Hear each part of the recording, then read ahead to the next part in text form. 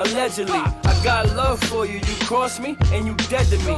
There's a different fight in this dog, check my pedigree. Last of the real ones left, homie, respectfully. Respectfully, ready for whatever, including what's next for me. Protect your energy, can't let you get next to me. Focused on the recipe, mess with me and it's rest in peace. Yeah, and it's rest in peace. Huh? All is fair, love, and war, huh? Allegedly. Pardon me for curving your parties and group chats. I ain't into socializing with a booth at. I'm more focused than ever this year, true that.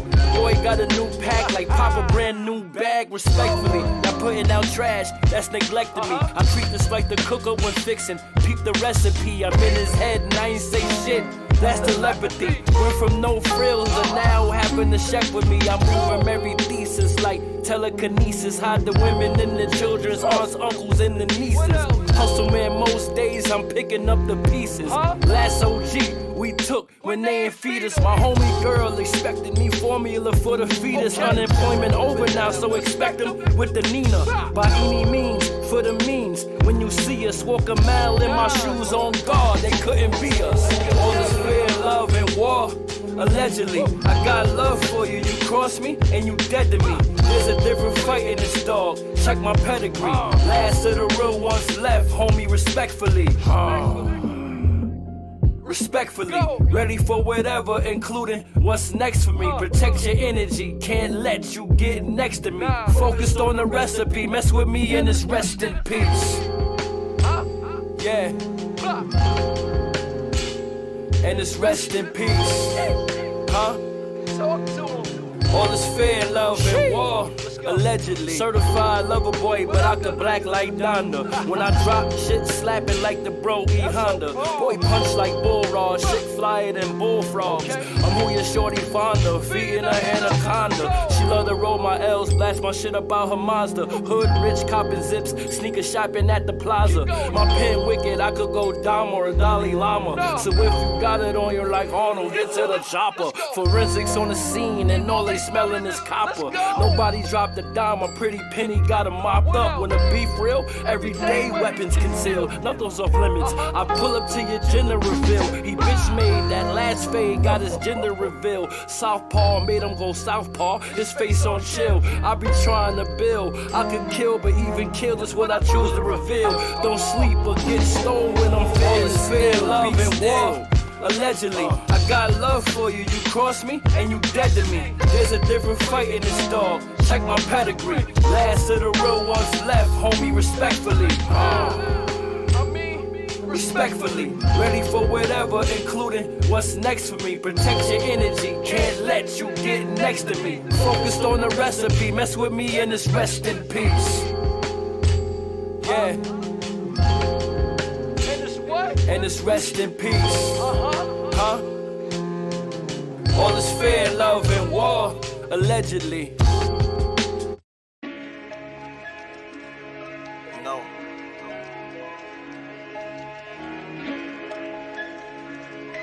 We made it. Still standing. Don't nobody know you. Black Bruce Wayne.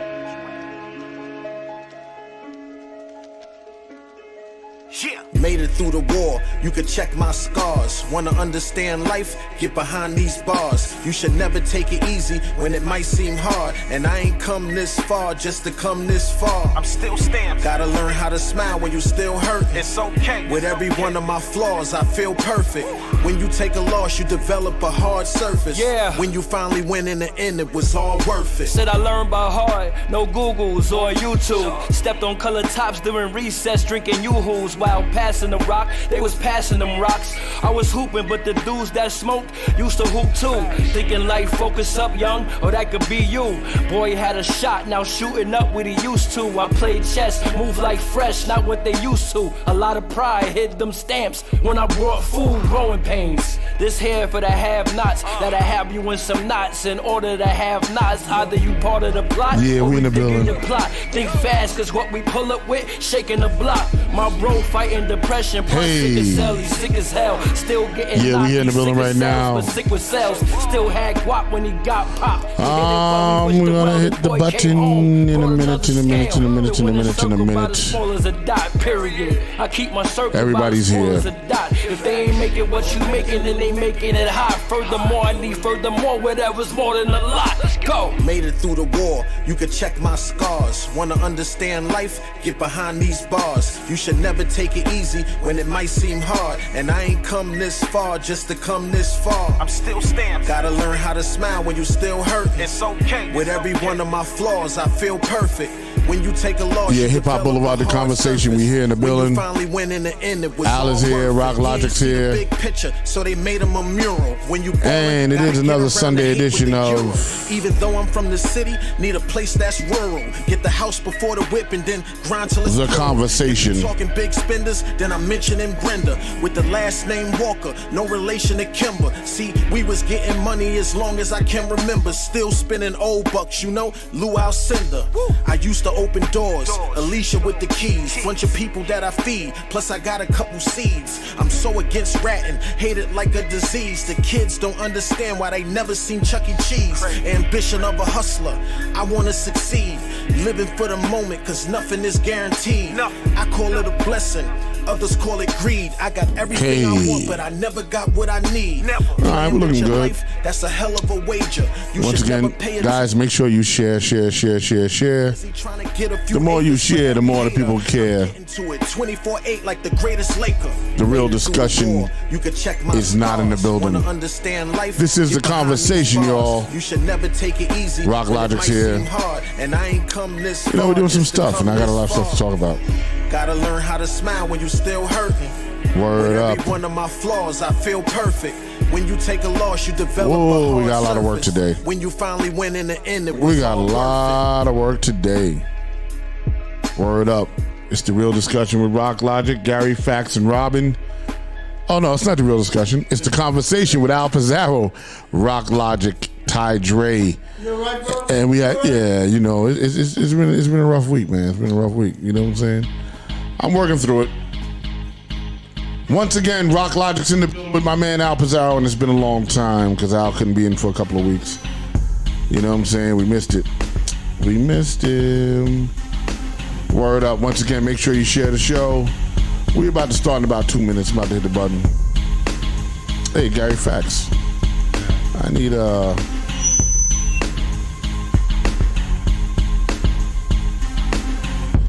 Word up. Big shout out to Maria Davis. It's going down in Harlem with Maria Davis. She's having a day party. So for all you old folks, right, that you know y'all be tired, right? She's having a day party from 1 o'clock, so it started already, until 6 p.m. It's my man Lazy Lay's birthday. The OSG crew will be in the house. And the address is, what is the address to this joint? Did she not put the address on the flyer? Does anybody know the address? Oh, there it is. The address is 508 East 117th Street. That's 508 East 117th Street off of Pleasant Avenue. So it's going down from 1 to 6. Maria Davis doing her first day party today. So we got time, man. Just pop in for a little while, you know. Chill out, have a good time. We in the building. And I know a lot of y'all are outside. I know you're outside today. I know what's happening. But we're going to have some fun. Oh, word. Oh, you want to send me something? Okay, I'm going to send you something. How about this? Bow! There goes a link. Click that link and join the show. There you go. Oh, yeah. You know what? I'm going to do it again. You know what? I like sharing. Hold on. I'm going to share it again. Boom. Bow! Take that. Punch in and join the show. You know what? You too, Nubia. Come on and support you. I'm always supporting you. Bow! Come on, join the show. There you go. Rapper John, my man in France. What's up, buddy? Good to see you. Join the show. Knock it off. Yeah, even you too. Why not? The real discussion with Rock Logic, Gary Fax is not in the building. It is absolutely positively Hiphop Boulevard. So I'm sorry. I'm a little tired today. little tired today. Got a lot of work to do. So I'm going to click in and hit the button.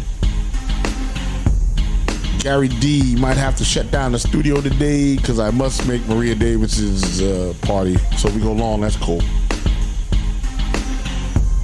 Because Maria, she finally threw a day party, which is dope. And I guess I'm about to hit the button. I'm going to do it. Hit that button, man. You want to hit the button? I'm hit the button, man. I'm hit the button. Oh, Gary, you're not in the shot. Just move over a little bit. There you go. Now you're in the shot. Time for me to hit the button.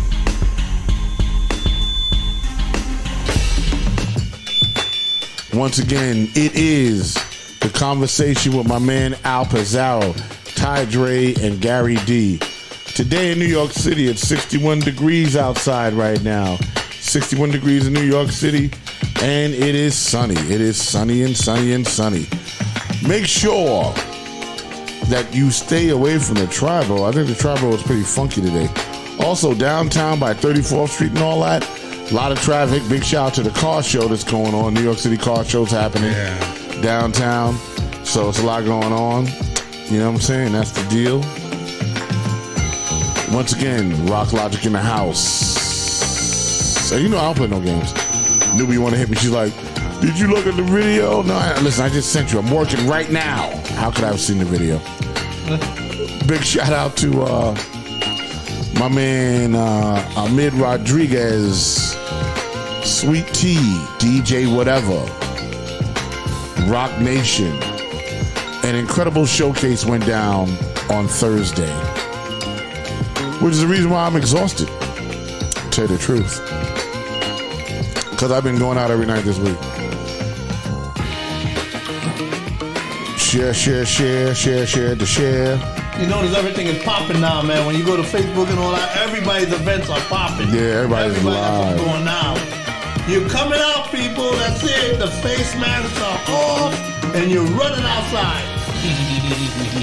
And Al's right about that. So once again, this is the conversation. Sorry we missed you last week. I wasn't feeling too well, so we felt that it was best to not do the show last week when I was not feeling well. But Al is back. You know what I'm saying? A lot of big things going on with Hiphop Boulevard. A lot of deals being made. Tours are coming up. It's about to be a big year for Hiphop Boulevard and the expansion of the brand. The clothing line ended up in places that we never thought it would end up in. A lot of stuff is happening. We was talking about behind the scenes. So that's been dope. The show's been doing really, really well. The analytics on YouTube, thanks to you guys, has been really nice. Also, we're up to our subscribership is going up. Interesting enough. So we cracked 200, which was nice, subscribers. Doesn't reflect the views, because the views, people just kind of don't subscribe, but they'll tune into the show. And what I've noticed, people will tune in, during the week, after it's live and watch it, and I'll see those numbers go up. So that's been really nice. Facebook, we actually monetized on Facebook, but now I got to get back on Facebook so that I can take advantage of the monetization of Facebook. So that's been dope, and things been really going on, you know what I'm saying? So, also, Bulwark Global Media has been shooting videos. We shot a video with Baba T, Gary's artist, and Bulwark Global Media artist. And we shot, what else did we do? Oh, and with Chinks. Yeah. With Chink, Baba T did a song with my man from Harlem who lives in Jersey, my man Chink, Tasha's son. We did that, and that's kind of how we've been moving. I got a lot of stuff to do, a lot of work to do. So I'm going to turn the show over to my man, my main man, my man from all the way from Afghanistan, Al Pizarro in the house. Yo. And you know what? Even when I'm sick, I'm doing something, man. So what you been doing, man? What you been working on? Well, you know that April 30th, 9 a.m., we're going to be at MS 224. And that's a school over by Brook Avenue in the Bronx. And we're doing our next panel. And our panel is, Can Hip Hop Save Your Life? Big shout out to Heidi Z. I see you, mama. Okay. And this panel is going to be exactly that. Can hip hop save your life? And I think that when we make this statement, we want to give them an answer. Right. And we're with Guns Down, Life Up, or with No Voices Unheard. I believe that's the name of the organization. I got to check that. Melody Jimenez, Bomb 5, and DJ MC CEO Superior from the DMX Yonkers crew. Okay. All right, so they're going to be all on the panel. And it's 9 a.m. in the morning, and Sons and Daughters of Hip Hop are going to be there too. And Icy Blue Photographer is going to be there too. Nice. And we're going to give you a free breakfast. Ooh, I'm coming to eat. Al knows how to get me every time. He's like, just say food and Rock will show up. Yeah. So, and this is the first time we're doing it in the school. Okay. So we're going to have an auditorium. Beautiful setup. The guy, I got to give it to Bernie Hernandez. He's one of the directors there for Inspire. Okay. And in Spanish, it's Pira. Okay. And what he does is like, he took the after school program and built it. Nice. Going forward. So he does everything from sports, martial arts, reading, all kind of different crafts and all that stuff for the kids after the school. And he's been so successful. He said he's been doing it over 20 years. Okay. And I know him from when I used to do the Jerome Gun Hill Bid Festival, and his son used to perform. And lo and behold, I'm in Costco's with my son, and I bump into him, and we talking. And I said, yeah, well, you're hip hop. Yeah, I've been watching this Hiphop Boulevard. I want you to bring it to the school. I said, I would love to, and bam. Nice. April 30th is on. All right. Well, hey, listen, we love that. Big shout out to Chris Knight. She says, hey, from Alberta, Canada.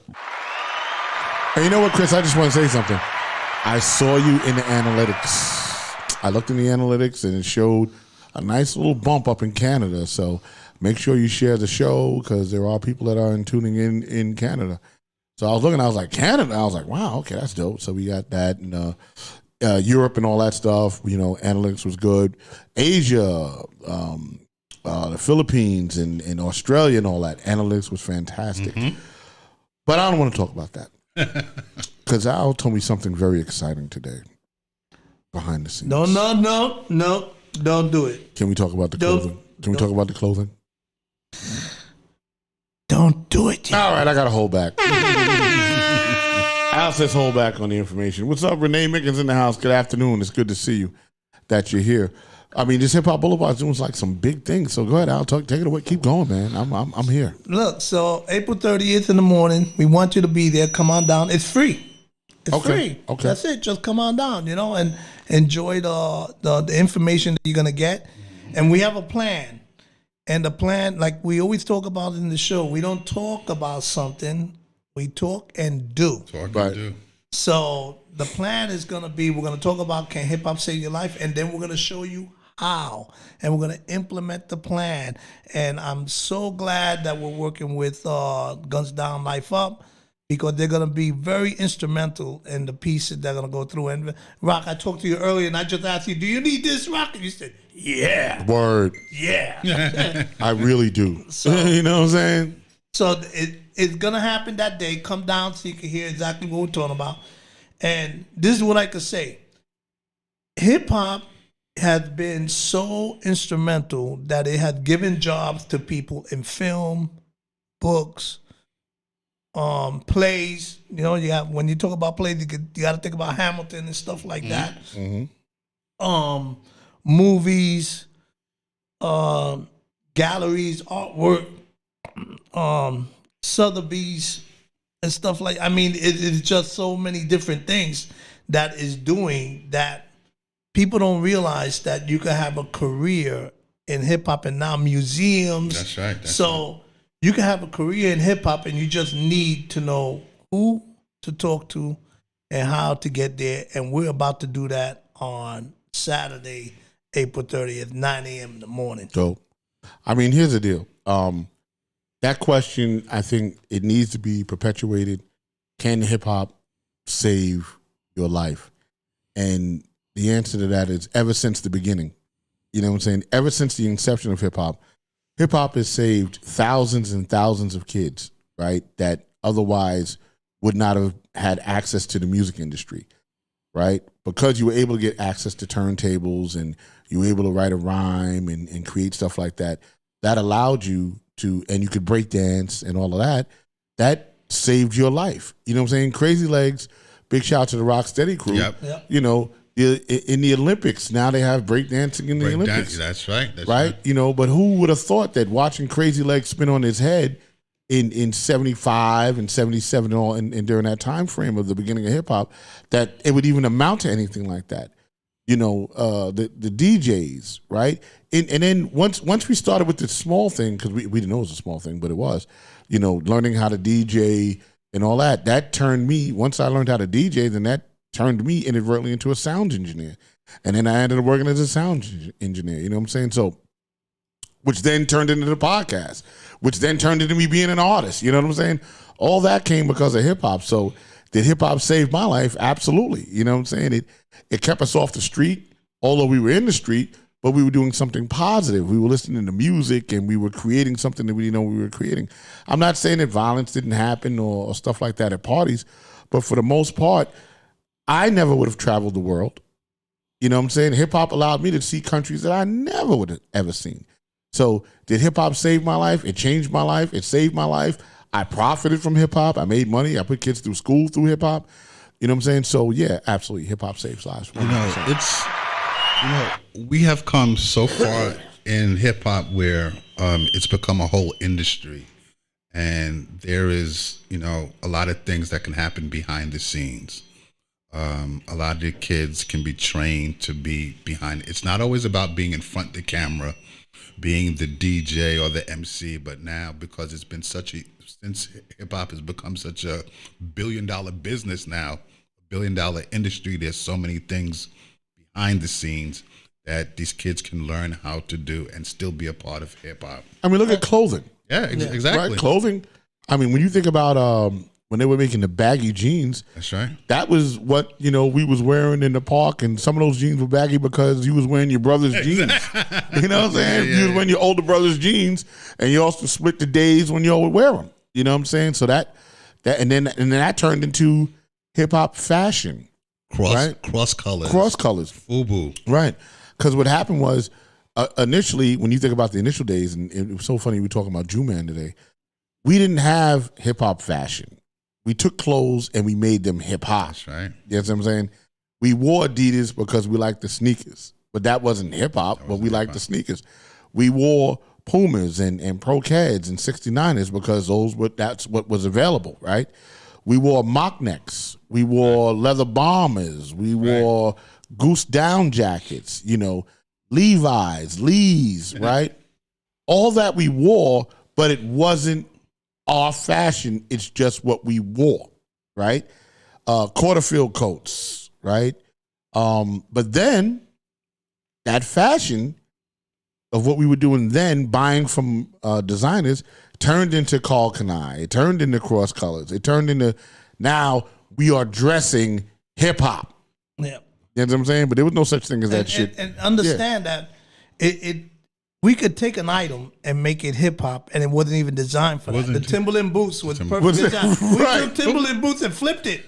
We flipped it. When we all were kids, because they were construction boots, right? But we flipped it, man, and made it hip hop. Absolutely. When we all were kids, we all wore the green book bag. Remember the green book bag we all wore? I don't know. I'm not as old as you, Gary. I'm doing that. I didn't have a green book bag, bro. Yeah. Well, my book bag. First of all, I barely carried a book bag. Let's just be clear. All right, well, I wasn't really a school kid. For those of you out I wanted to be a DJ. Go ahead. For those of you that out there remembering the green book bag when we were kids, that became a fashion. They took that and it became fashion. Well, the book bag itself became fashion, right? The school book bag, in the 90s, everyone was walking around with a backpack for no reason, nothing in the backpack. But it was part of the look. Come on, Kanye West had to design a backpack. Look at what happened. Gucci started making backpacks, right? Based off of hip hop. And Al's right about one thing. We'll take some shit and we'll flip it, and then it becomes hip hop because we rocking it. Yeah, you're absolutely right. Tommy Hilfiger, perfect example. Mm-hmm. Once he got down and started messing with Grand Pooba and them, and did that deal with them, Adidas, when Run DMC started rocking Adidas, basketball sneakers became hip hop. And they got a deal with Adidas, and they wasn't athletes. That's No, right. they weren't. Yeah, that was unprecedented. Yep. So it just shows you that the industry is open, and we understand that a lot of you out there don't know, how do I get in? Photography right now. You know how many photographers are hip hop photographers, celebrities now? That's right. Joe Conzo and people like that have been taking pictures of hip hop pioneers and hip hop moments and all that. And now they have their own books. They're going out there and on tour, speaking engagements and all that. So we have the in. We have the end. So we're gonna open the doors to you, and that's gonna be April 30th. Again, 9 a.m. 9 a.m. Be there, free in the Bronx, 345 Brook Avenue. Yeah. You got it, 345 Brook Avenue. Say it one more time. 345 Brook Avenue. That's where we're going. We're going to 345 Brook Avenue. That's all I'm saying. That's where we're going to be. What time? That's at 9 a.m. from 9 to 1. Eat, drink coffee, juice, whatever the case, pancake. How's the meal? How's the breakfast that we do for our panels, man? Always fantastic. Always good. Always good. Yeah. It's never a continental breakfast. It's real food. You know what I'm saying? It's real food. It's eggs and stuff. It's real food, and it's donuts and sausage and bacon and like it's a real breakfast. They go in. You know what I'm saying? So you gotta love that. So come and enjoy the time, spend time with us, get to meet us, and meet Guns Down Life Up. Meet Superior that worked directly with DMX. This is not a kid that we got coming in and that now is like, I work with DMX. This is the guy who worked with DMX direct all the way up to his career when it blew up and all that stuff. Right. This is the guy. Okay? If you research, look for DJ Superior or Most Hated Records, and he just came out with a headset. He's got his own headset now. Superior headsets. Dope. So that's that. Then in the evening, why don't you go down to Lehman College for Sal's Hip Hop Extravaganza. Get your tickets now. Saluting the former Bronxboro president, Ruben Diaz Jr.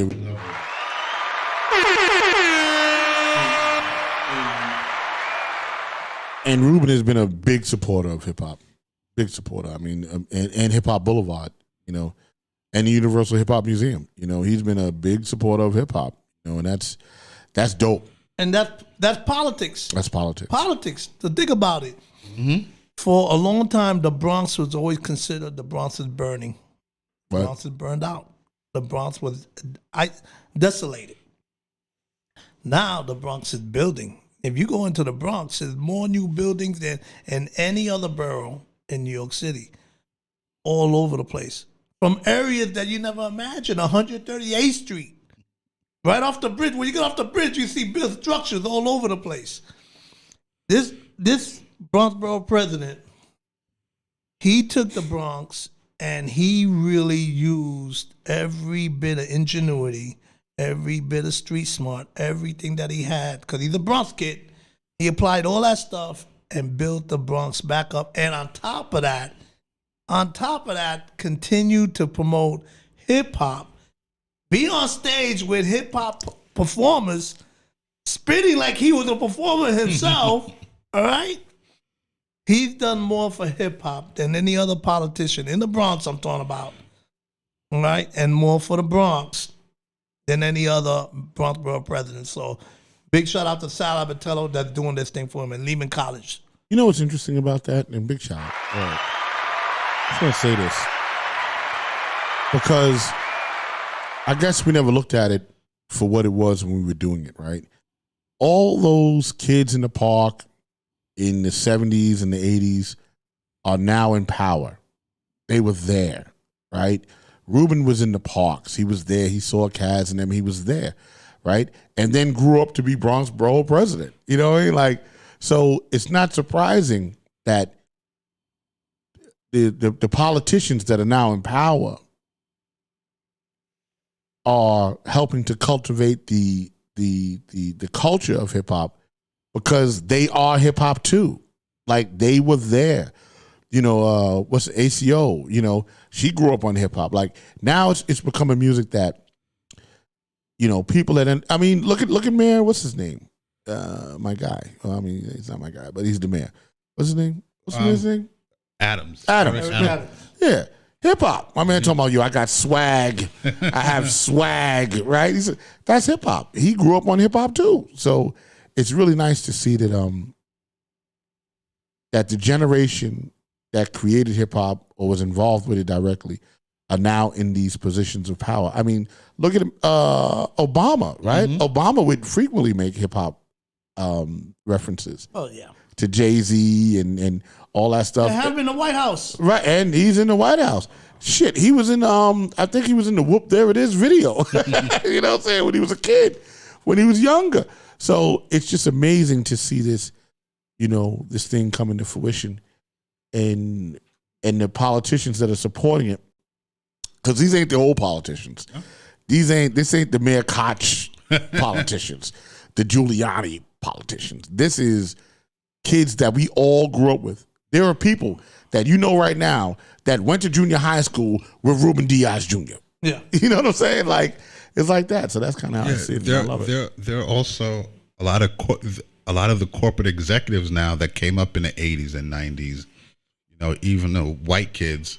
Now this is why we're hearing Wu-Tang Clan and all these other artists in mainstream advertising. Because again, they grew up on hip hop.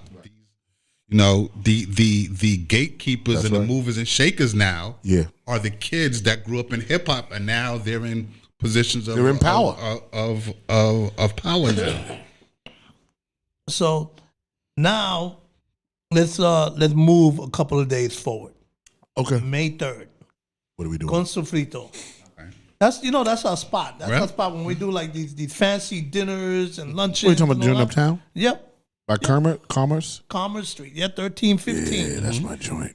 Big brother and big sister said, let's join forces with Hiphop Boulevard and let's acknowledge some of these people that we feel are, role models. Right. And he said, Al, can you give me some names? I said, look, Maria Davis, Ralph McDaniels, absolutely, Christopher Edmond, Peter Wayne. A lot of people don't know that Peter Wayne teaches kids piano and all that stuff. Yes, he does. The side. All right. Rock Logic. He builds studios for kids in schools, podcasting, recording studios. I'm just saying. Go ahead. Rock is when you think in your head and you think you're not saying it, but it's coming out your mouth. Yeah. You just did one of those. Yeah, I'm not. I'm just thinking to myself. Sorry. Okay. Yeah. I'm just saying. So we're combining forces to acknowledge these people, and then we added on all the other citations that we have for everybody else. Nice. So it's from 5 to 10. From 6 to 8, Rock's gonna love this.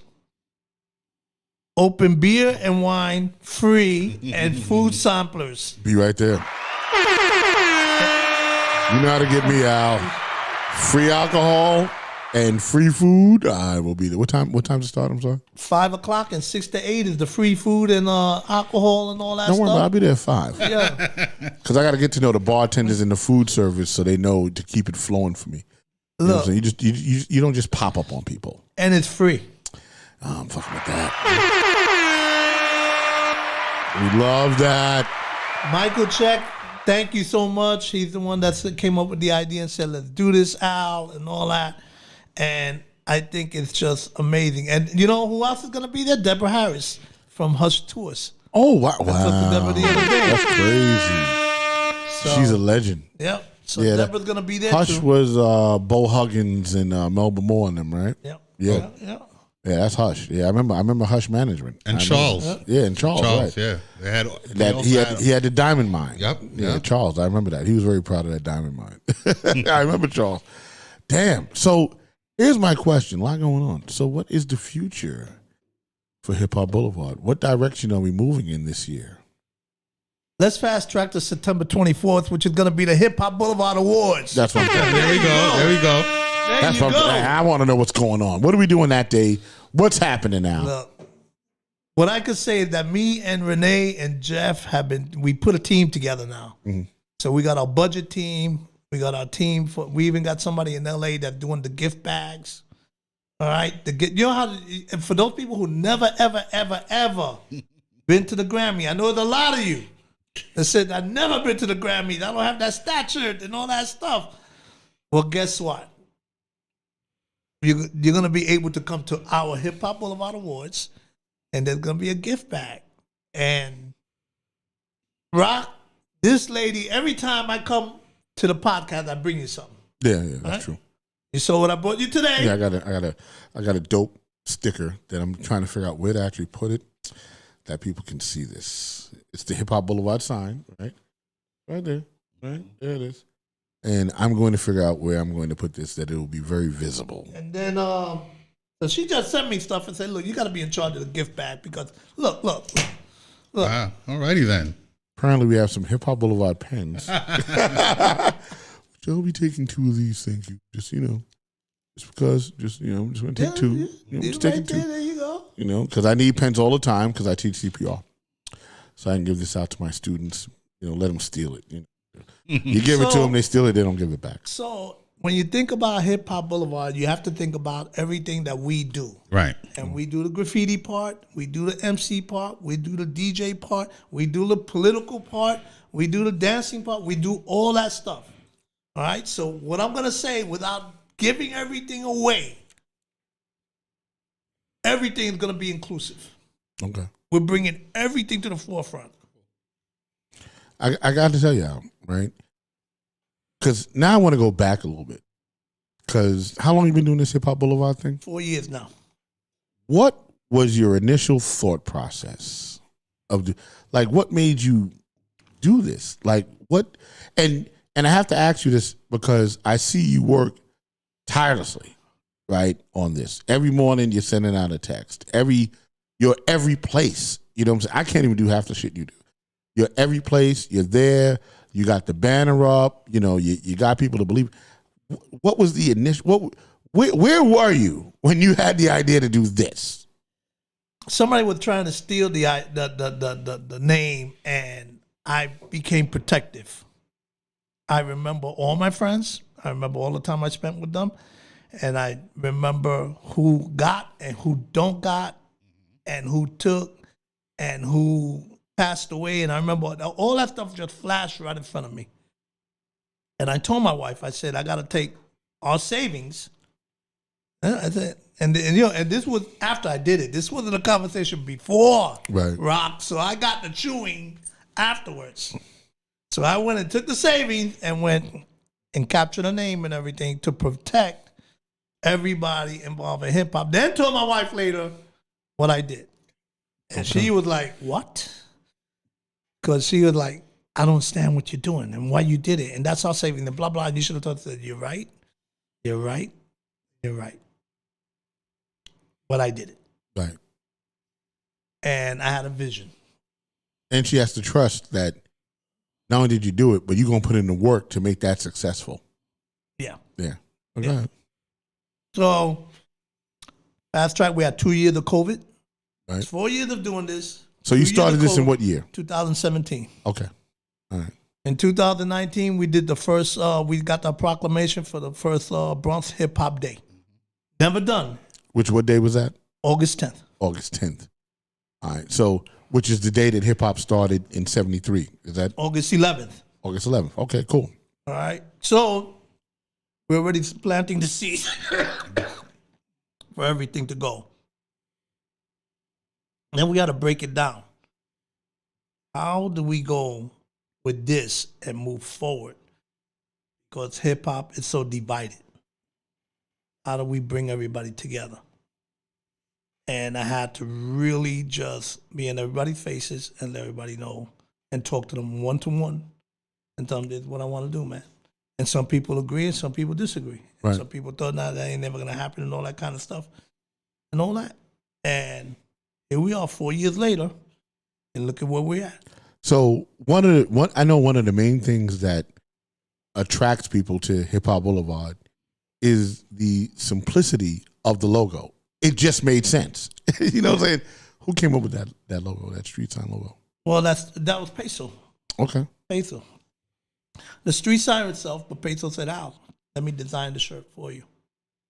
And he designed the shirt. So guess what? This is what I do.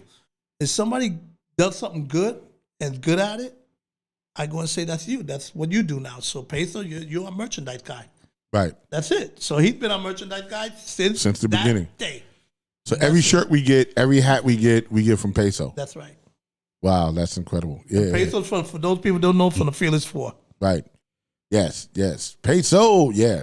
From DLB's rocking it. Yes, you are rocking it. That's Peso. And Problems of the World Today, right? F4000, bunch of records. Legendary group, by the way, Fearless Four. First group signed to a major label, Elektra. Right. So here it is. Now Peso's in place, which is a big piece. Yeah. Because now you got your merchandise down. Right. All right, what was the next move? So the next thing was, how do I build a relationship with the community? And the community is actually the community boards. So I made a bunch of signs and presented each community board with a Hip Hop Boulevard sign to let them know you are part of us. You made this happen. This ain't just one community board. This is everybody. So we went to all the community boards and presented it to them. So when you go to community boards today, to their office, you'll see a Hip Hop Boulevard sign. Wow. You didn't know that, huh? I did not know that. That's why I'm asking. I'm like, because you do so much stuff, but I don't think you have the time to tell everybody what you do. You know what I'm saying? That's what I'm curious. So now, and which is smart because you're building a relationship with people that can do things in the community, right? Because you're in the community boards, so you're building a relationship. So that makes sense. That's right. And it's real because you know what? All them, they was there too, spinning on their heads and DJing and rapping. Yeah. All right. So now, just to surmise it, you're building your network. Right. Okay. All right. So now we need a website because we want an office, not a physical office, a digital office to express everything that we're doing and tell everybody what we're doing. So we built a Hip Hop Boulevard website. And that's when IAS came in. Now we have a media group, a media film company, and a website master to build the website, all combined in one. So now we have our Hip Hop Boulevard website. And with this website, what happened was that our reach became further. And then we started looking for people to write for the website. We need content, we need information. And then we planned, okay, then I looked back on everything that's already done, and I said, and I remember I was watching an award show, and I remember the feedback. How the hell did that guy get an award? And how come this guy didn't get an award? Big shout out to Marshall W. Gordon. What's up, yo? He's like, yo, what's up, Marshall? Yeah. So, and I said, you know what? That's strange. How do they give a hip hop award to somebody in hip hop without people in hip hop voting for that person in hip hop? And then I said, did that exist? And I checked, and it did not exist, not even the Grammys. I said, there's a problem. If you're going to give hip hop awards to people in hip hop should be voting for them. So then I said, we got to do the Hip Hop Boulevard Awards. Because it's our thing. Yeah. And I said, and we should get people in hip hop to be the voting committee. So I started calling people and say, would you like to be on the voting committee for the Hip Hop Boulevard Awards? Now, mind you, the awards not done yet, you know? So going, I'd say, okay, let's go. And we did that, and we got it all together. And once we did all that stuff and got all the members together and everything, we picked 20 people to give awards to, because we weren't set up for the voting process yet. Right. So we picked 20 people, and one of them was Busy B. The other one was Sal Abatello. The other one was Curtis Blow. All right, so, and Vanessa Gibson. So we had, and Andre Wallace from Mount Vernon, that used to be the mayor from Mount Vernon. Yeah. So we picked people that had a kindred spirit towards hip hop, or that wasn't noticed in that manner at that time. And we did the first Hip Hop Boulevard Awards at Roberto Clemente State Park. And that was our first awards. And And Curtis just came out the hospital out of LA, just had a major heart operation. All right. And we were giving out the awards to everybody. And then all of a sudden, we get a call in. Curtis is on the way. I said, "You kidding me?" He said, "Yeah, he's driving in right now." And he took that slow step. For those people that wasn't there, he took that slow step because he just finished getting operated on his heart. That's right. And he took that slow step up to the stage. And I said, "Sal Abatello, you should present this to Curtis." And Sal Abatello presented the award to Curtis Blow. And that was the beginning of the Hiphop Boulevard Awards, 2019.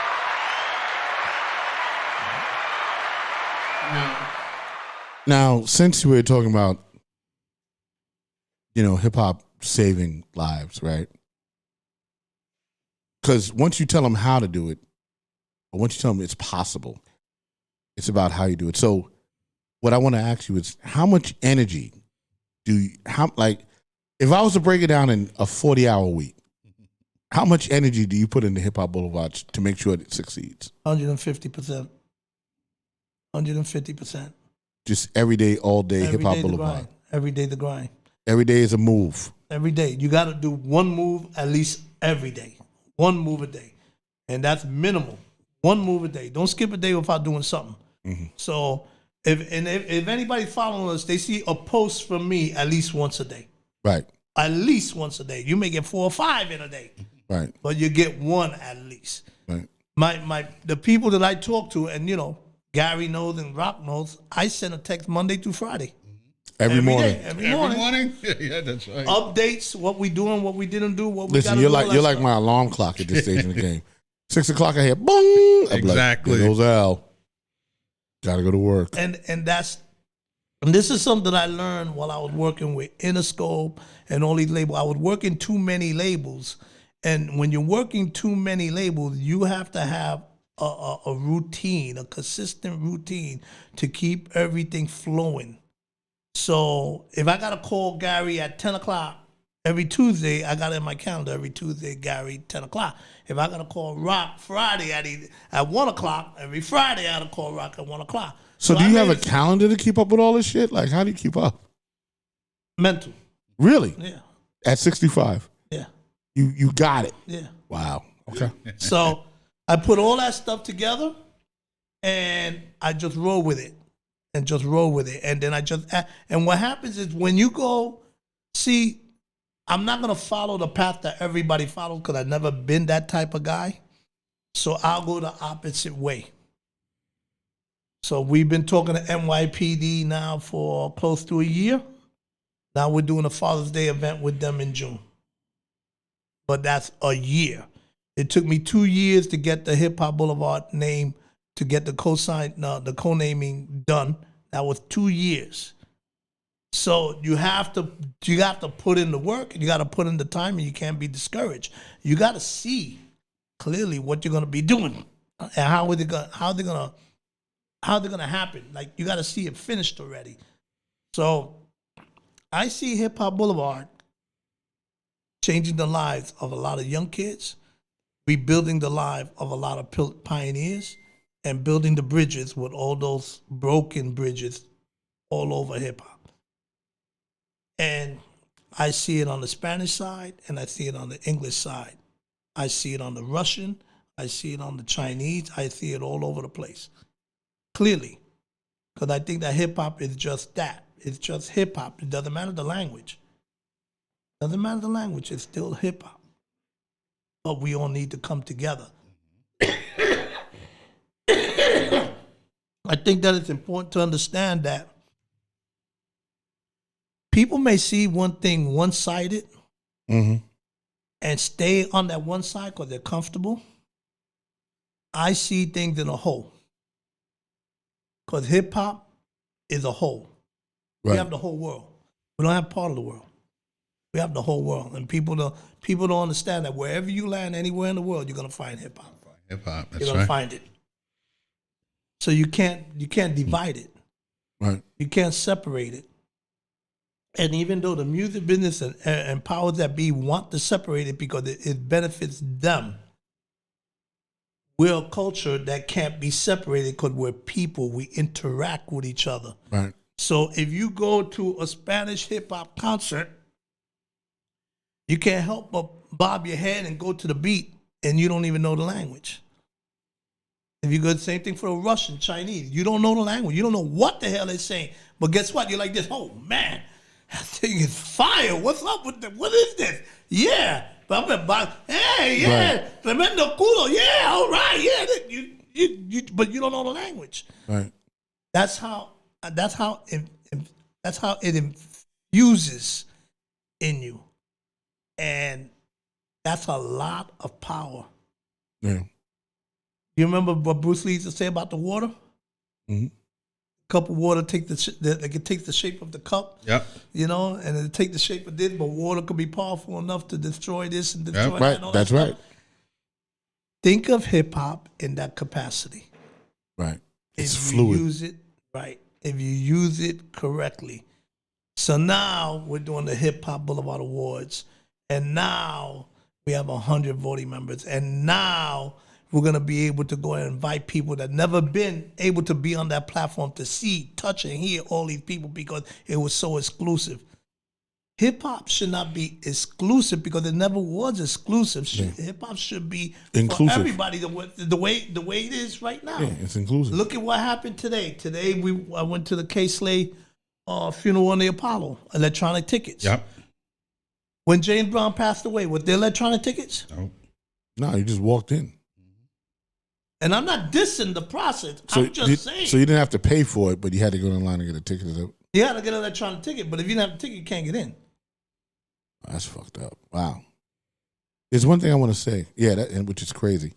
I want to, because, and I'm not changing gears, I'm just saying, Pat Chen, big shout out to Pat Chen. And those of you guys that don't know who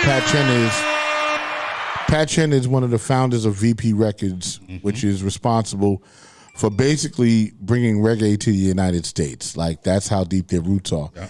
And she brought all these, including Bob Marley, brought all these artists over into the United States. VP Records is a record shop. Also, it's a studio and it's a mastering lab. Ralph McDaniels was interviewing her yesterday, and yesterday a lot of artists came out to support her, Kenny Dope and Sting International, and Red Alert was there, who all have a relationship with Pat. But there's one thing she said on the YouTube stream. She was like, reggae is responsible for hip-hop. It's like the father of hip-hop. And I had to think about that for a minute. And I said, you know what? In all due actuality, yes, absolutely. And here's the reason why. Besides the fact that Kool Herc is Jamaican, right? The whole concept of the sound system is a Jamaican thing. The sound system. And everyone was a sound system. That's a Jamaican thing. The person on the mic for the sound system is the hip-hop MC. You know what I'm saying? So when she said it, I was like, hold on, let me see how can I equate this shit? And then when I really looked at the history, I was like, damn, yeah, it is the Kool Herc just took something from Jamaica. Right. And then morphed it, right? Made it a chameleon, like what hip-hop does since its inception, apparently. And then created hip-hop. And then we became about the sound system because the first order of business in hip-hop was the DJ. Yeah. Yeah. Not the MC. The DJ had to have the sound system. And then came the MC who got on the mic for the sound system. You know what I'm saying? So hip-hop from its inception actually is the son or child of reggae. Really. Right. You know what I'm saying? At least the concept of it. Yeah. And then we took it and went with the rest of the culture and adapted it. You know what I'm saying? So I thought that was interesting. Big shout out to Pat Chen, by the way. So when you think about how far hip hop has gone, but you think about how far can we go, you have to understand how many people have tried to shut us down in all kind of different ways. Because when the clothing companies came out, the hip hop clothing companies came out, people don't realize there was a time that every music video was coming out, and there was, a FUBU outfit, cross colors, or whatever the case may be. That was our way of promoting it. Yeah.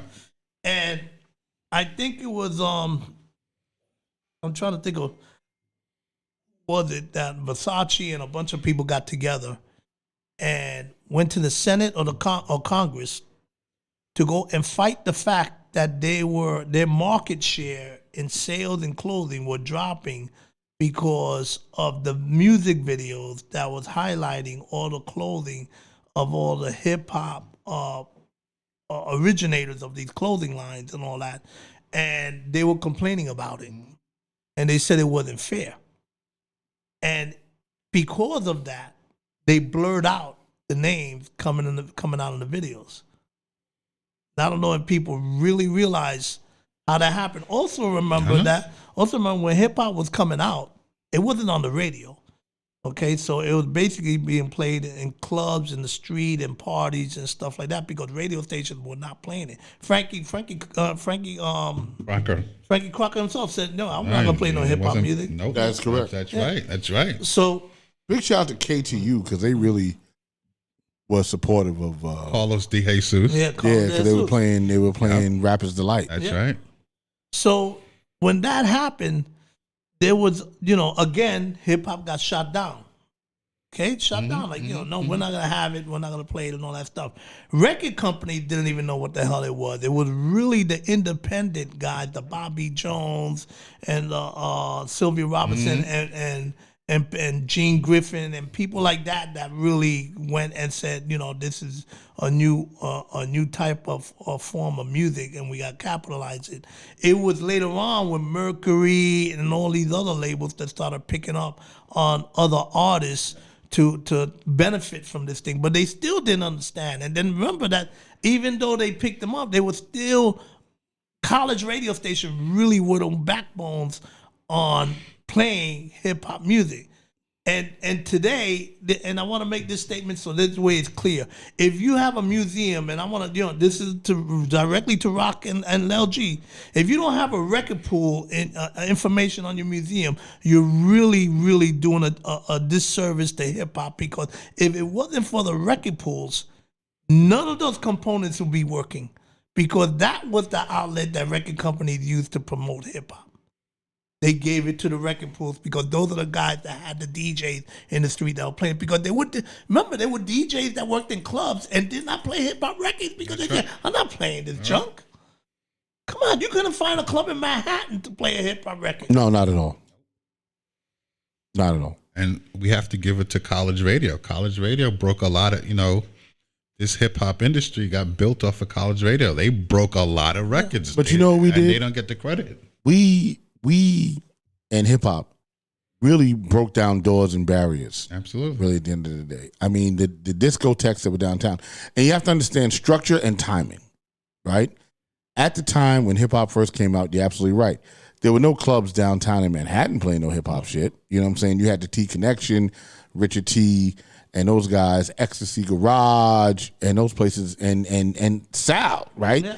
Disco Fever, that brought hip hop off of the street and brought it into the clubs in the Bronx. Manhattan wasn't really, messing with it like that because they were coming off the disco era. Yeah. Right? Saturday Night Fever type shit, But that was dying. And as hip hop gained in popularity, and a lot of the fans of hip hop started going to those clubs, then that's when the change started to happen. Because I remember performing in Justine's with Rockmaster Scott and the Dynamic 3. And Justine's was a disco.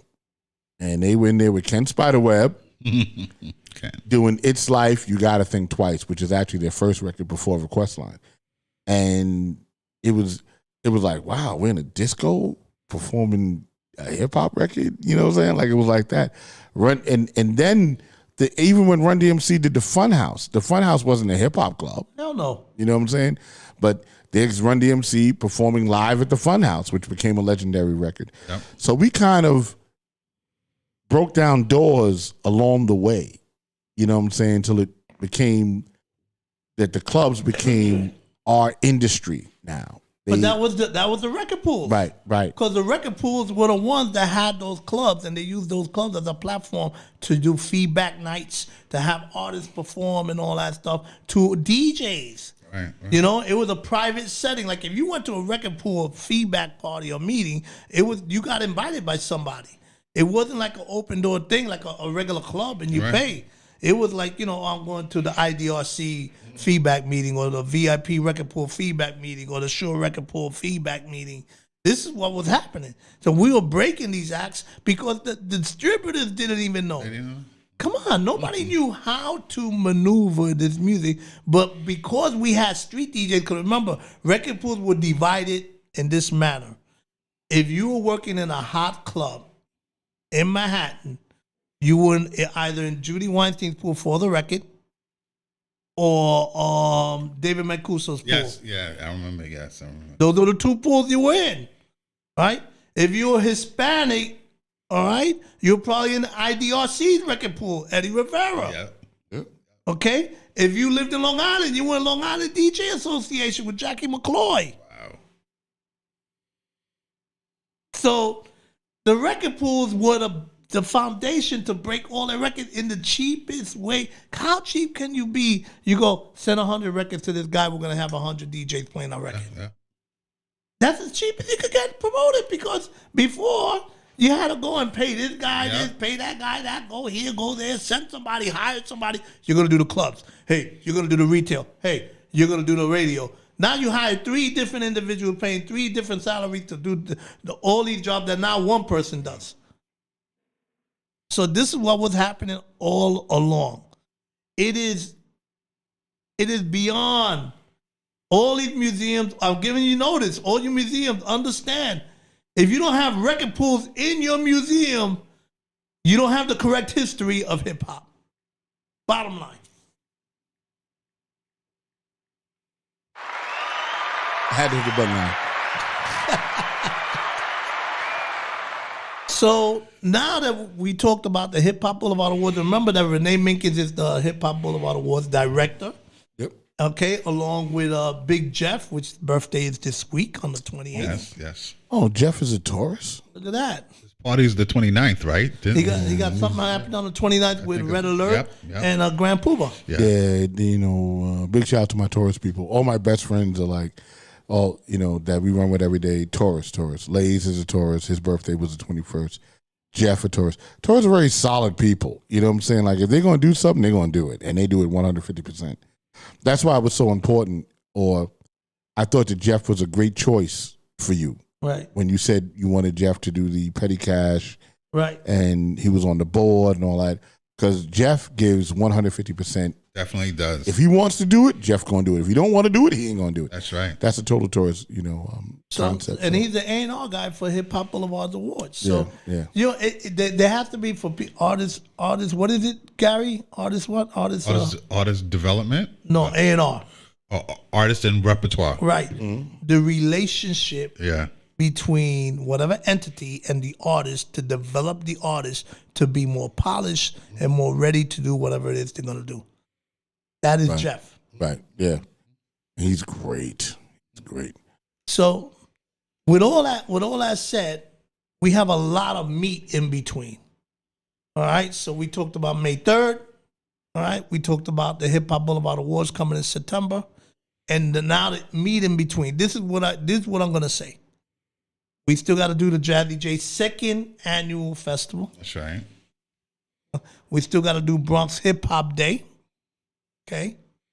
We have another special day that we're putting together right now for another famous DJ. We're working on it. We're waiting for confirmation. And we're gonna go abroad. We're gonna go abroad. I'll leave it like that. Okay, Rob? You happy with that? We're gonna travel. How's that? Let's go to work.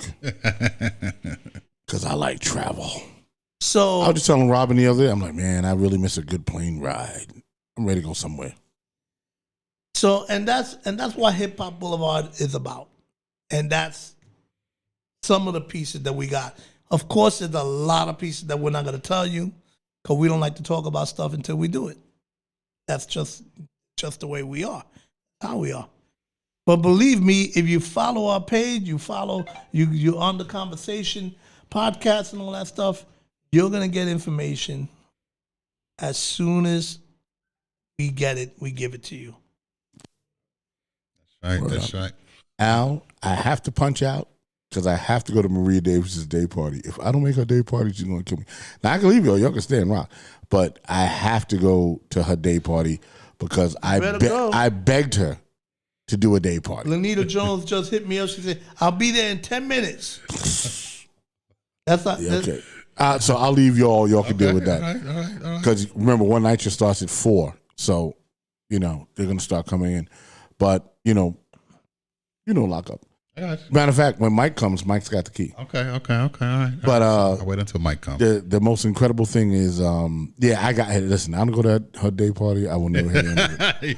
The other day, I left her in Manhattan because Baba T was performing at at Amid Rodriguez's event, right? Yeah. So she got caught up and it was a good reason. I mean, she was giving out food, right? She picked up some food from Claudia Perez over in Washington Houses, picked up some food from her. Claudia had vegetables, right, to bring it back to her development. And her ride messed up on her and couldn't take her to Ahmed's event. No, couldn't pick up the food, so she had to wait. Oh.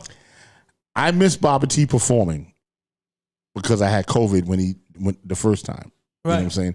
So I was like, so Maria, first she goes to me, here's women, right? She calls me, goes, Rock, my ride messed up, man, and blah, blah. Go ahead and just go. And I was like, all right, cool. I said, all right, yeah, no problem, right? I said, because, I don't want to wait for your ride and then you jam me up and then I miss Baba T. And I had gotten a list of when he was performing. Right. Gary hit me. He was number 6. So the thing started at 8, right? So I estimated that he probably would go on around, just before 9 or something like that. Right. And we were on our way. So she goes, yeah, okay, don't worry about it. Then she calls back. Rock, my ride is here. Now I'm already across the Triborough Bridge. I'm already going. I was like, well, nothing I can do about it now, and then so she didn't let me live that down for a week. She's like, and you left me. I'm like, you know why I left you? Because this dude flew from Australia. How am I going to miss him perform another time, And you left me, so I had to take it to Ahmed this week. So I did it this week, and I redeemed myself. So I don't want to fuck up again and not go to a day party. So big shout out to my man Lays Elliott, my man Lazy Lays. Happy it's birthday, his birthday. Lays. Yeah. Once again, if you want to go to the day party is at 117th Street. Yes, and Mount Pleasant, right? There's a comedy club that's over there. So if you want to go to it, you can go to it, and that'll be cool, and we'd enjoy having you. There's food, and there's food, and what else is there? And drink. Food and drink. Food, drink, and music. Cash bar. Yeah, cash bar. Food, drink, and music. So I'll see you guys. Okay.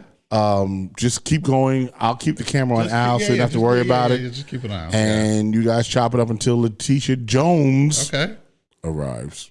All right? Okay, cool. Rock Logic, I'm punching out. I got to take off some clothes. I got to take off some clothes. I'll leave you some beer, Gary. Whoa. It's hot in here. You want me to do that? Yeah. All right, there you go. Look, I'm about to make Rock jealous now. Hot in here, Rock. This doesn't stop. Hot. I thought you were my friend.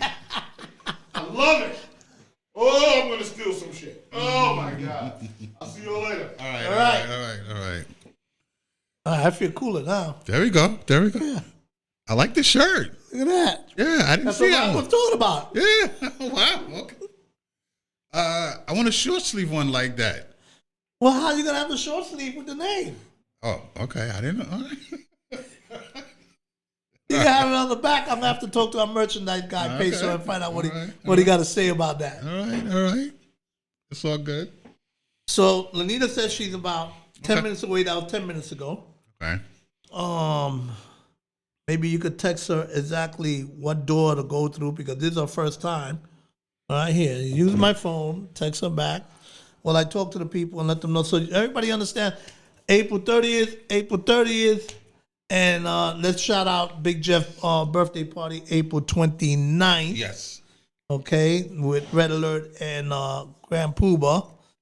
And of course, May 3rd, all right, and then May 7th, Sons and Daughters of Hip Hop are doing a block party.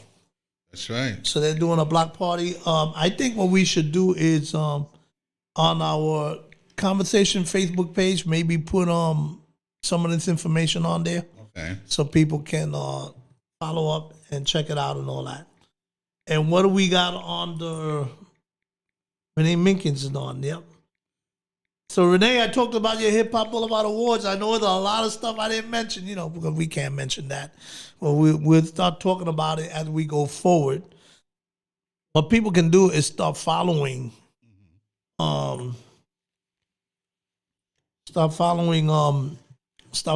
Renee and her posts and all that as she starts giving more information about the awards. We're going to give out 40 awards this year. We're doubling up. Okay. So 2019, we did 20. Yes. And now we're going to double up to 40 awards. And they're going to consist of everything from, political, graffiti, dance, DJing, MCs, and community. I said community, political. So we're going to do all that stuff and just, highlight and give these people the flowers that they deserve. That's right. And I think that, and the other thing is that this dinner award banquet, it's a dinner award banquet, and the 100 voting members get in for free. Nice. So everybody else, I think Renee said there'll probably be 100 seats available, and those are tickets that you could purchase for that. So, but you'll be able to eat and drink for free and get a gift bag from Terry O in L.A. Terry O, yes. So, yeah. And that's gonna be an amazing day. September 24th. Put it down in your calendar, everybody, please. So Gary, interesting conversation today. How we cooking with gas today? Absolutely. I mean, I think as we all know, hip hop has become global. Yeah. I remember when you told me about Hiphop Boulevard, and I saw the logo and stuff like that, and I saw the street sign, and it's like, hip hop. There's a Hip Hop Boulevard in every country. Right? Hip hop has started somewhere in every country, so there's a Hip Hop Boulevard in every country. So, when my friends from Australia and Japan and the UK, they saw the logo, they immediately identified because they were part of the hip hop in their country. Right. So it's such a universal appeal, and now here it is, almost 50 years later. Yeah, we're doing 49 this year. 40.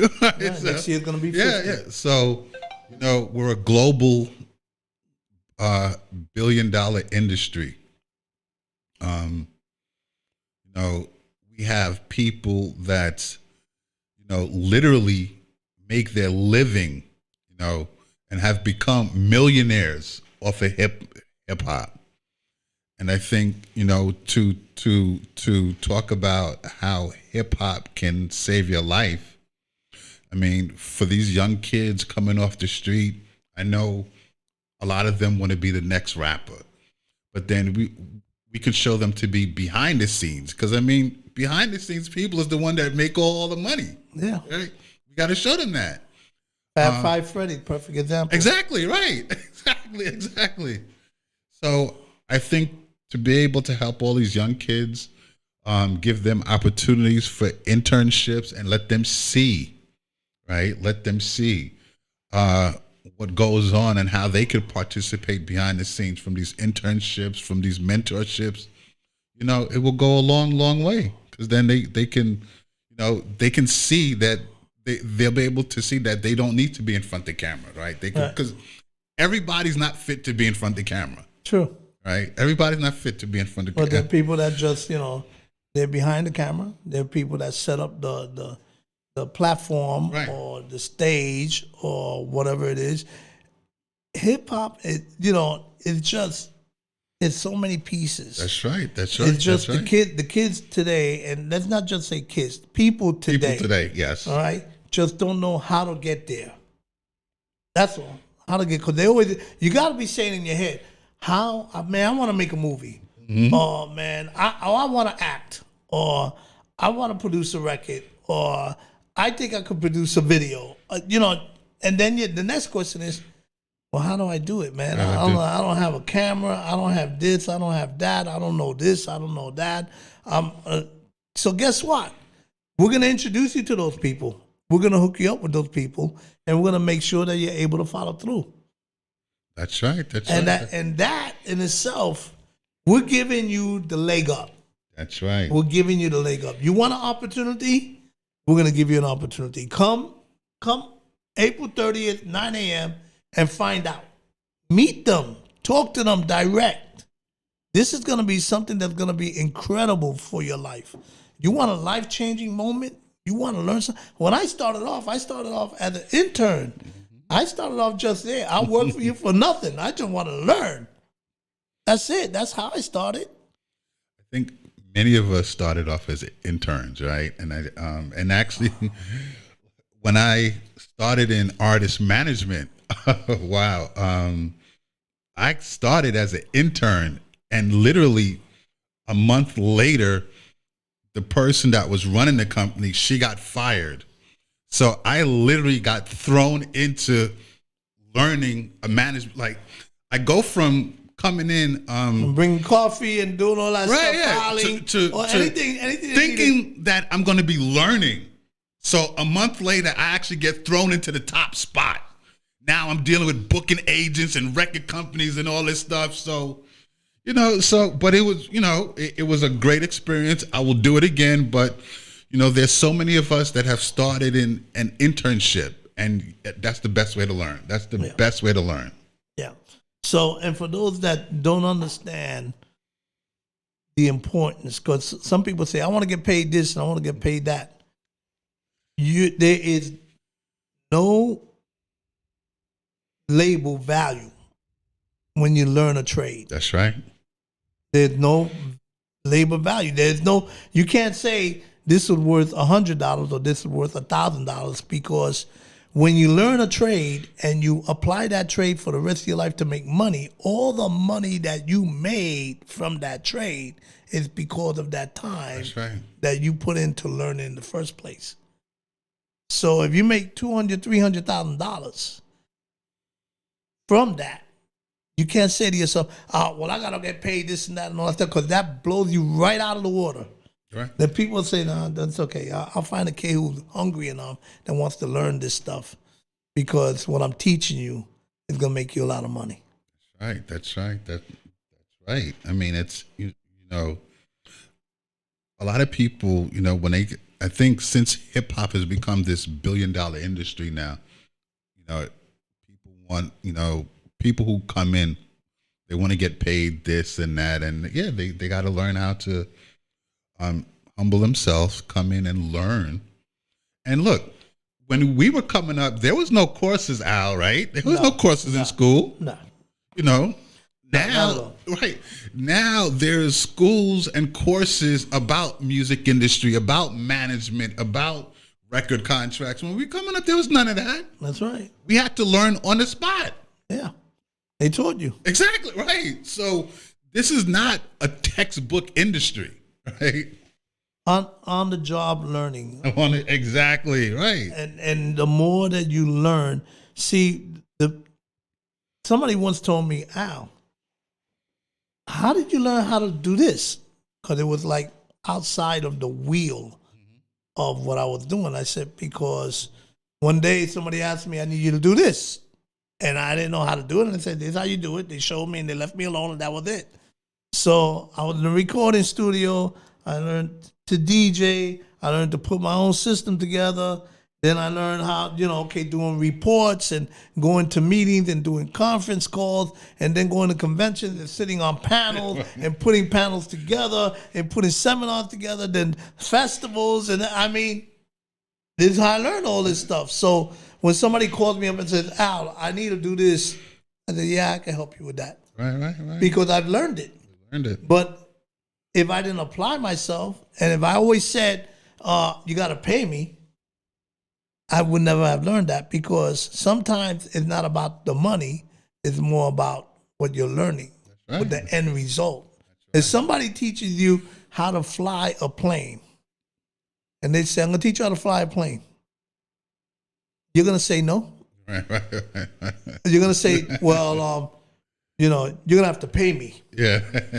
The guy says, I need you to fly a plane from this hour to, you're going to have to pay me. I'm going to teach you how to fly the plane, though.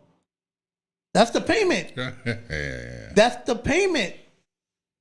So what happens when you learn that? What happens when you learn? Yeah. Because now, when you learn that and somebody says, hey, I need a pilot for this, I'm willing to pay this much money and all that stuff. And the guy said, oh, yeah. Okay, hey, John. Yeah. Go take this guy over to Aruba and all that thing. He's going to pay you this much money. That's how that happens. You have to see the bigger picture. Don't be closed-minded.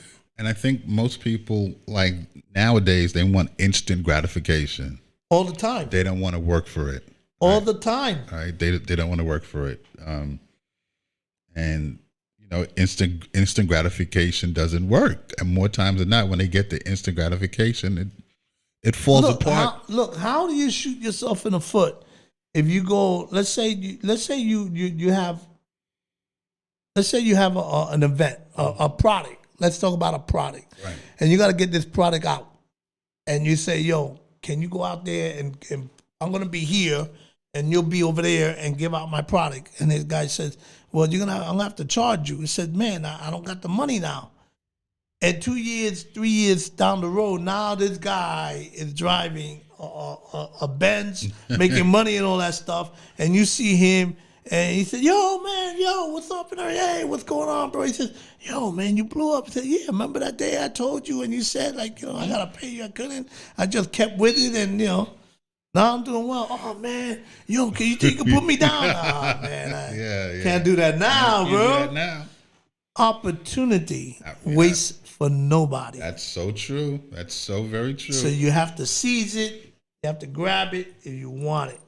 And let's see where Lanita Jones is at. Let me see if she said she's looking for parking. Okay.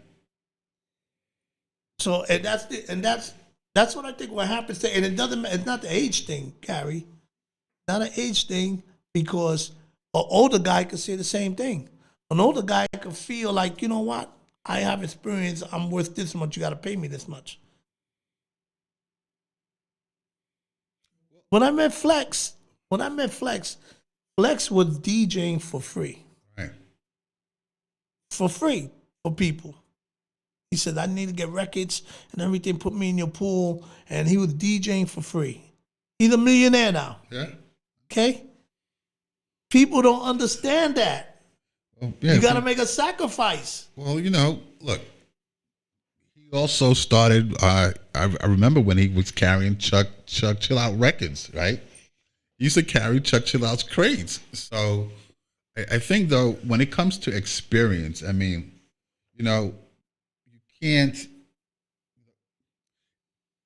experience is the best teacher. And I think that if you have experience, then there's, a price that can be put on that, right? Because you didn't spend 20, 30, 40 years doing all of this.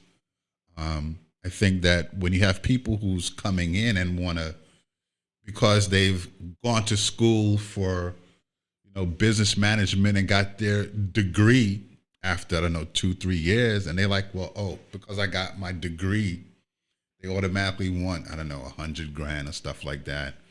Like, that's not, like, it doesn't compare to real record men, right?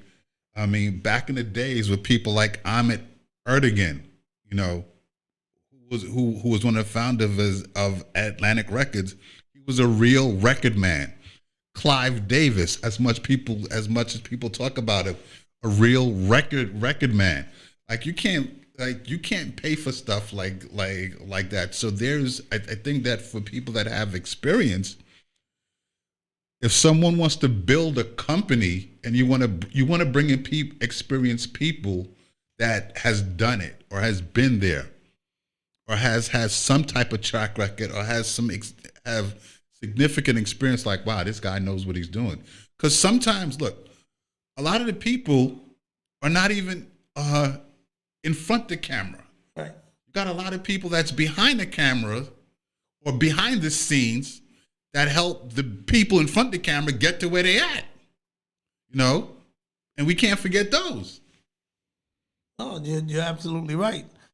Every little piece builds up. Right. It's a puzzle. It's the part, right. All right. So you ever get those puzzles and you're looking for the piece to fit that part?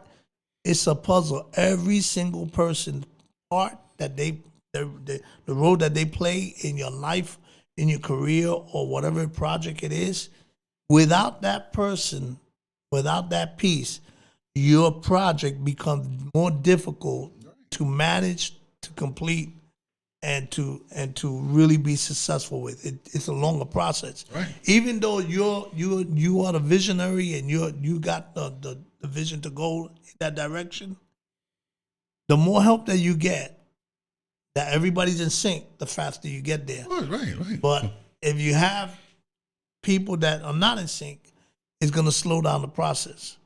So you have to be able to, what do they say? Be like a sponge. Yeah. Soak it all in. Soak all the information in. Learn as much as you can and all that stuff, and apply that stuff. Don't go and say and shoot yourself in the foot and say, "Well, you ain't paying me this much, or if you don't do this for me, or you don't do that for me, I'm not going to do it." Because guarantee that person's going to find somebody out there hungrier that wants to do it. Oh, absolutely. I mean, I think that when you got, there are a lot of people out there who are hungry and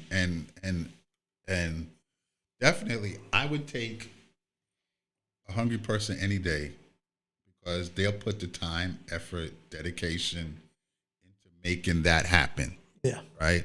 And willing to learn rather than someone that's, oh, well, you got to do this. I want this on my terms. Right? And especially if you haven't done anything to demand that. Like if you've done stuff to demand that, I think that's different. But if you haven't really done anything to demand that, you can't be asking for that.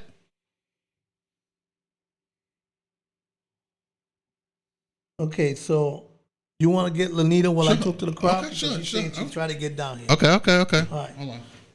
So while Gary goes out there to go get Lanita Jones, all right, we're on a mission today. We're not playing around today. All right, so I told you about April 30th. I told you about the Sal Abatello thing. I told you about May 3rd. I told you about May 7th, son the daughter of hip hop and all that. And I want to congratulate Grandmaster Cass on his birthday. That was Monday. They celebrated that. I wish I could have been there, but as you know, I wasn't feeling that well. So there's a lot of stuff that happened this week. I'm very, very happy for everybody's success and what they're doing. It's just a blessing to everybody, how hip-hop has been blessing people and opening doors for everybody. Continue to support us. Continue to follow us. And, and learn more from us, of course.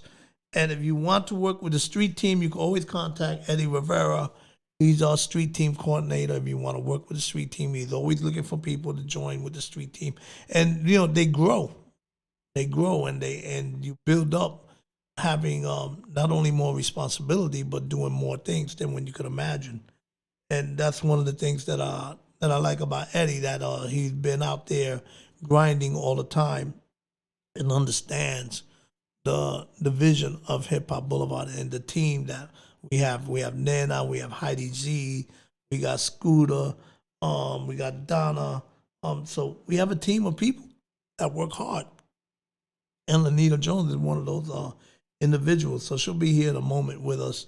And it's just amazing when you look at Ralphie CBS from the Lower East Side, okay, when you look at Spider D, when you look at Felix Summer, you look at B-Boy Speedy, when you look at Rockefeller, when you look at Quick Step, and you look at Half Pint, and you look at Jerry Mays, you look at Jerry Fast Feet Fontanez, the list goes on and on of different individuals that have been working with us and believing in the project, believing in Hip Hop Boulevard, believing in what we're doing. and it comes into fruition. All right. So here she comes. Lanita Jones is in the house. Have a seat right here, Lanita. And Gary will give you some instructions. There you go. See? Hi. Hi. Welcome to Queens. Yeah, I've been to the station before with my boy Phil, Dr. Phil, and Kirsten from Art of Justice. Oh, you did you do No, I was just here with them. just I was just sitting on the side. They were sitting. Phil was over here.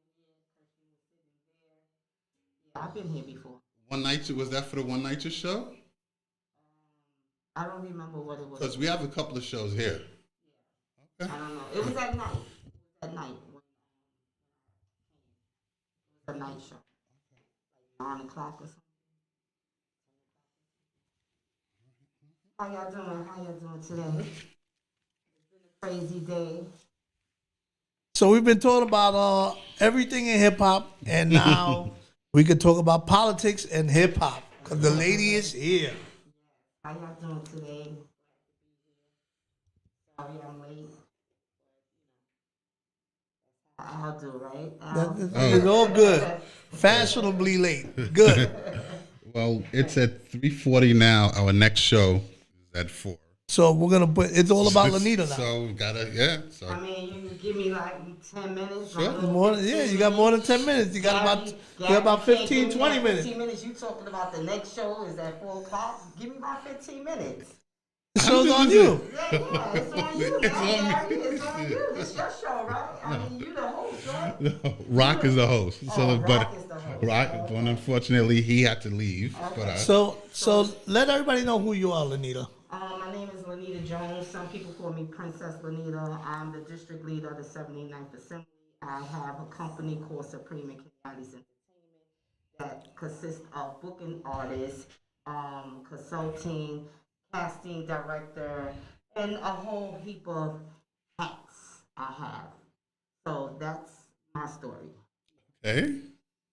I thought this was gonna be interesting, Gary. Get ready, Gary. Let's go. All right. Gary ain't ready. He ain't ready. Let's for go. me. I'm always ready. I'm always ready. So Lanita, hip hop and politics, it's changed a lot in the last 5 years, huh? Yes, it has. It has really changed a lot. A lot of people is collaborating with hip hop and politics. Like for instance, Vanessa Gibson, she's doing the Park with Grandmaster Cass now, and also they named Cedar 1520. They named that after the hip hop. Cool Herc. Cool Herc, yep. Herc. Yeah, so it's working. It has its goods and its bads, right? Yeah. But it's good.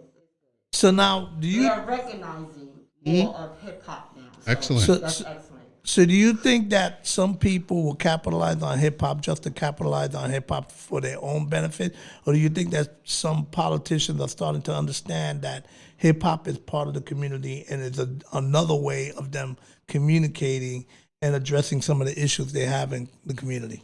I think it's both. I think some people have their own agenda, and Absolutely.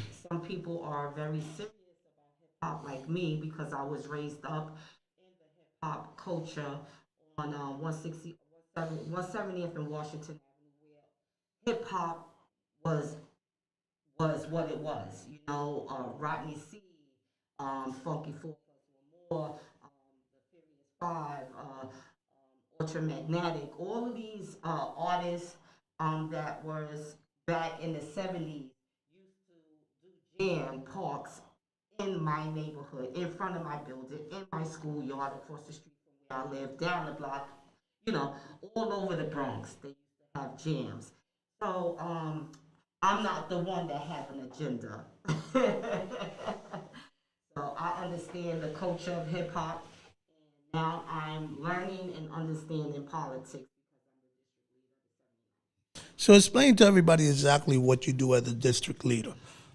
My position is I'm like the voice for the people of the community, one, and two, I appoint them with jobs on the polls. I also help with their issues with housing.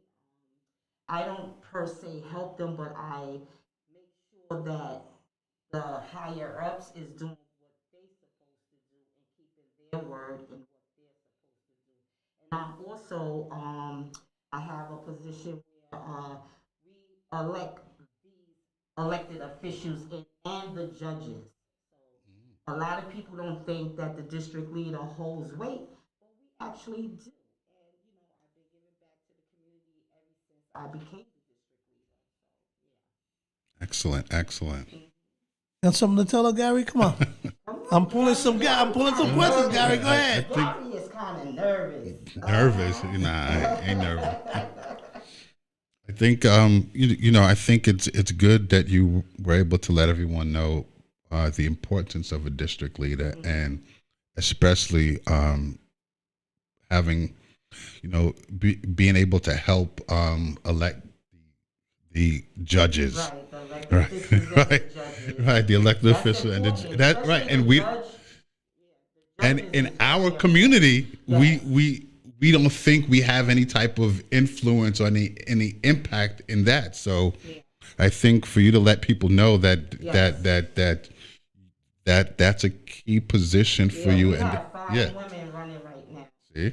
And we actually, from what I was told, that we actually already won the race. Oh, nice. Because there's no one running against us. So we actually are re-elected. So we don't have to go so hard, but we do have to keep our name and faces. Absolutely. And keep doing events like we've been doing.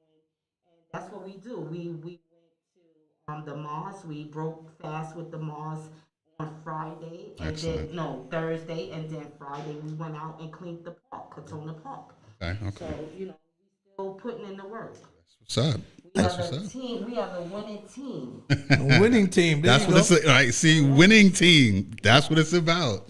I think that a lot of people also need to understand that your community get fixed. I mean, the repairs on the street and all that stuff when your voice is heard. That's right. So sometimes you'll go into a neighborhood, you say, wow, this neighborhood is nice and clean, the streets are paved, everything is correct. How come my neighborhood is not like that? And it's because you have to have a voice. And I think that that's lacking in certain areas. They don't understand that concept.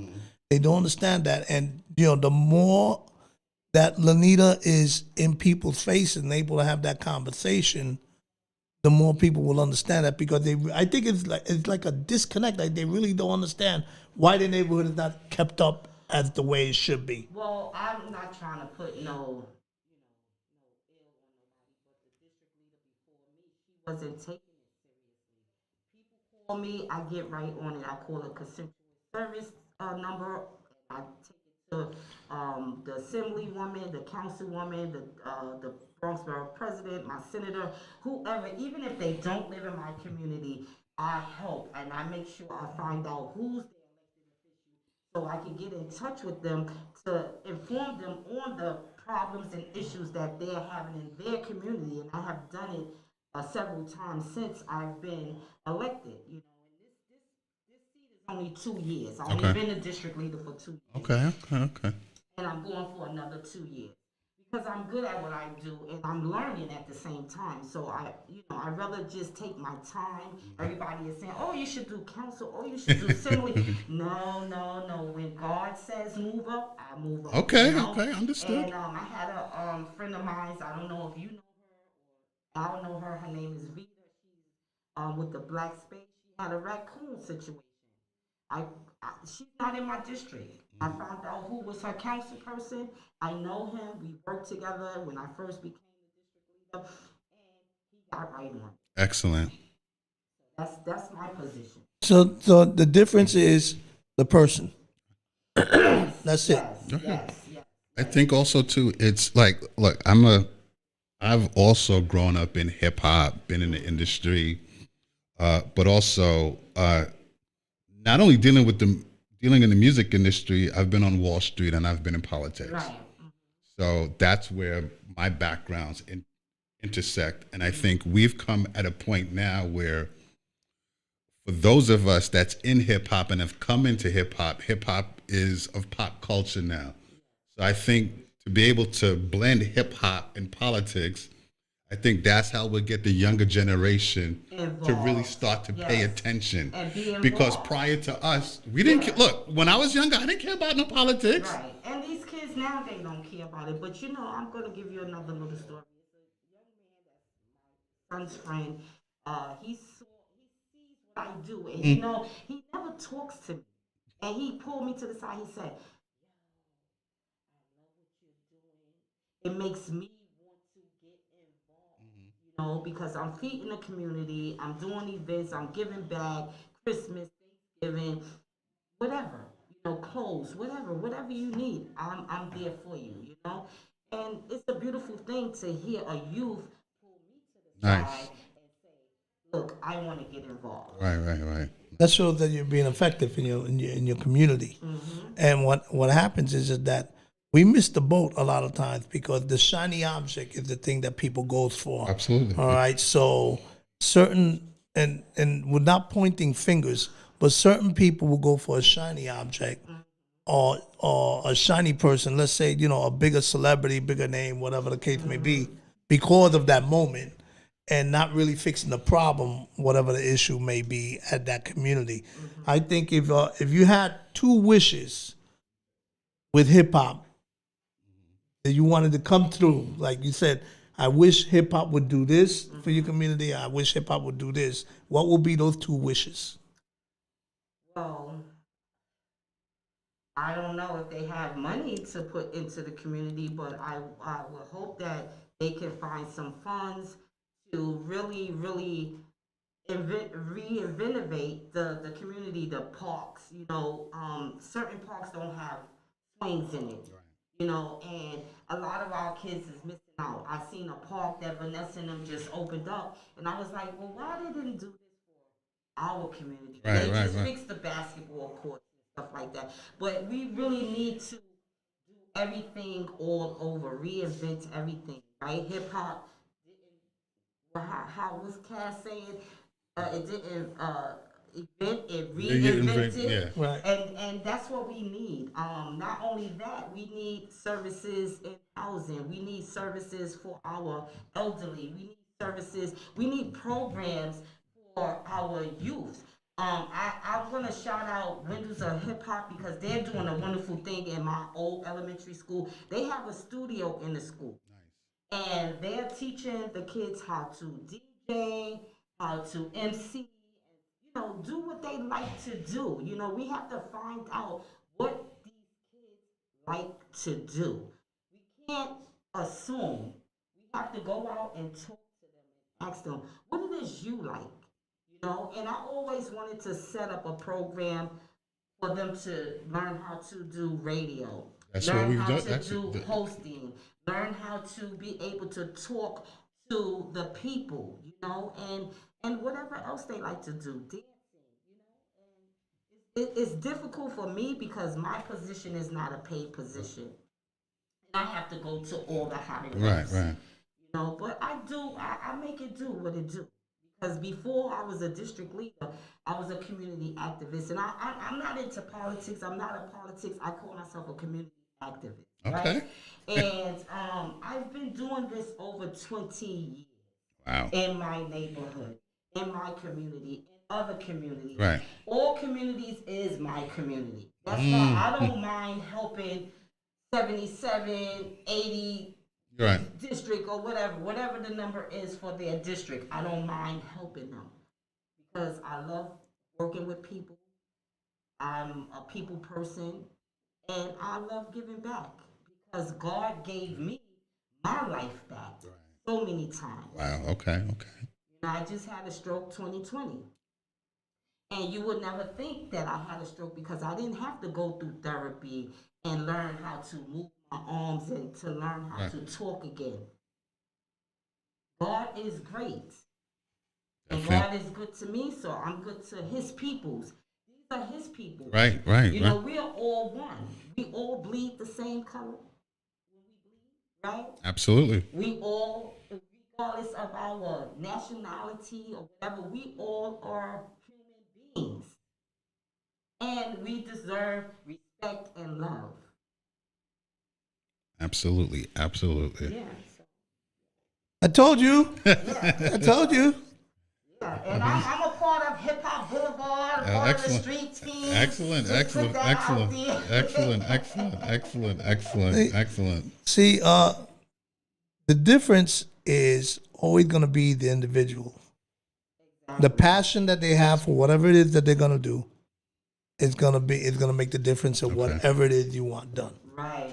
And I feel that too, Al, because I have a lot of hats and I'm doing a lot of different things. I'm acting, you know, I'm booking artists. You know, I have a lot of hats, but I still put my perspective in everything that I do. I put 150% in everything I do. I don't just put 90% or 100%. Working with Al, I put 150%. If I'm doing something for you, it's going to be 150%. I'm not going to short nobody. I'm not going to short nobody on what my ability is to help you to build up whatever you're doing. Gotcha. Yeah. So My time is up. Yeah. So Neil, let everybody know how to contact you, your information and all that. We definitely would like to have you either back on this show or one of our other shows, so we could have a full show with you. But we definitely got to kind of wrap it up because the next show. No problem. So tell everybody how to get. You can reach me on Instagram. Matter of fact, just Google me, Princess She's like, Lanita, Google me. Lanita Jones. You will find me. Google me. I am known. Google me. All right. Close it out. I'm Googleable. So, Lanita, thank you so much for coming. Okay, I know your schedule is busy. And Gary, it's that time. It's that time, right? Yeah. Another one in the books. Another one in the books. Yes. We'll be back. Oh my God. What is the date? Oh, Today is Saturday, right? Today is Sunday. Oh, Sunday. I'm a day behind. back May 1st? Is it May 1st? Is it May 1st? Is it May 1st that we'll be back? Nah, it can't be May No. 1st. What's today? Today is the May 8th. May 8th. We'll be back May 8th. We'll be back May